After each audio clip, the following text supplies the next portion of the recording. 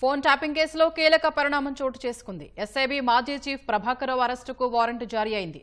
మరిన్ని వివరాలు మా ప్రతినిధి నాగార్జున అందిస్తారు. నాగార్జున, ప్రభాకర్ రావు విదేశాల్లో ఉన్నారు కదా, ఆయన అరెస్టుకు పోలీసులు ఎలాంటి చర్యలు తీసుకుంటున్నారు?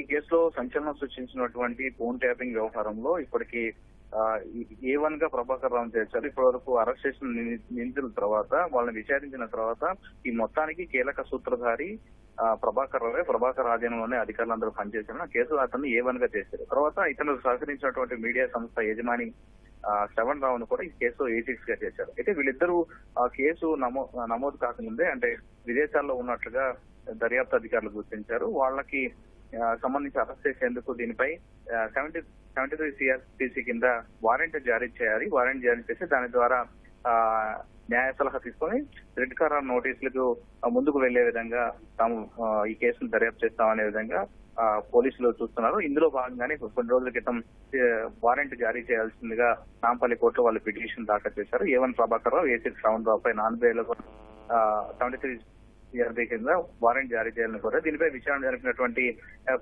కోర్టు అయితే సురేంద్రరావు దీని పిటిషన్ లో భాగంగానే అటువైపు ఇద్దరు కూడా శ్రవణ్ రావు, ప్రభాకర్ రావులు కూడా కోర్టులో సురేంద్రరావు అడ్వకేట్ ద్వారా దాంట్లో కోర్టులో మెమో దాఖలు చేశారు. ఆ మెమోలో పలు అంశాలను కూడా వాళ్ళు దాంట్లో చేర్చడం జరిగింది. మేము గత 30 ఏళ్లుగా ఈ పోలీస్ శాఖలో తీవ్రమైనటువంటి సర్వీస్ అందించారు. చాలా మంది నక్సలైట్లకు ఇతర అసాంఘిక శక్తులకు నేను టార్గెట్ గా మారాను. నా జీవితాన్ని అంతా సర్వీస్ లో దారపోశాను. నా అనారోగ్యం కోసం విదేశాలకు వచ్చాను. జూన్ 26న తిరిగి వస్తానని చెప్పేసి ఆ మెమోలో ఆయన పేర్కొన్నారు. శ్రవణ్ రావు కూడా తాను సోదరి అనారోగ్యం కారణంగా అక్కడ ఉండిపోవాల్సి వచ్చిందని ఆయన కూడా ఆ మెమోలో తెలపడం జరిగింది. వీటన్నింటినీ కూడా విచారించినటువంటి కోర్టు వాళ్ళు మెమోని ఏ విధంగా పరిగణలోకి తీసుకోలేదని తెలుస్తుంది. ఇందులో భాగంగా పోలీసులు వేసినటువంటి పిటిషన్ అనుమతిస్తూ వాళ్ళిద్దరిపై 73 CRPC కింద నాన్ బెయిలబుల్ వారెంట్లు జారీ చేసింది. దీని తర్వాత అంటే రెడ్ కార్నర్ నోటీసులు ప్రాసెస్ చేసే అవకాశం ఉంది.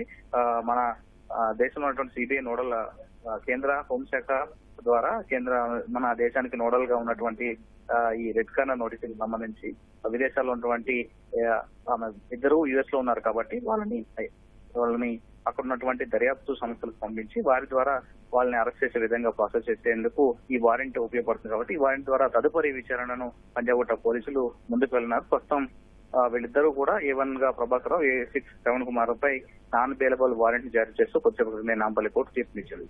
ధన్యవాదాలు నాగార్జున.